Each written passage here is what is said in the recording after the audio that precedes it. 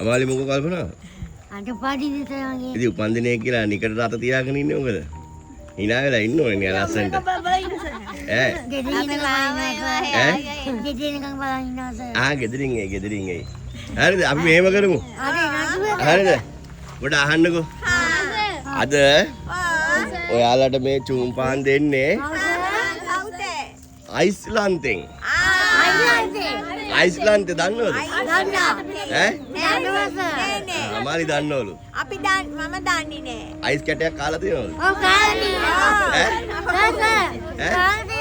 Ice කැටයක් කාලා තියෙනව නේ? ඒක තමයි. ඉතින් මේ අහන්නකෝ අයිස්ලන්තෙන් තමයි මිනේලි සහ පවුලේ අය. මිනේලි සහ පවුලේ අය.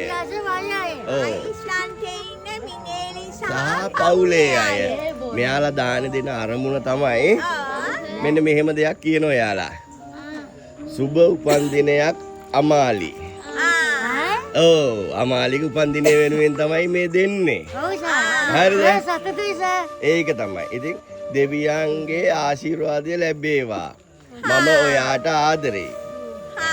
මම ලංකාවට ආවහම බලන්න එනවලු අමාලිව. අතන නේද? ඈ? අපි එහෙනම් කට්ටියම අමාලිට විශ් කරමුද? ඈ? අමාලිට අපේ අමාලිට විශ් කරන්න ඕනේ. ඈ? විශ් කරමු එහෙනම්.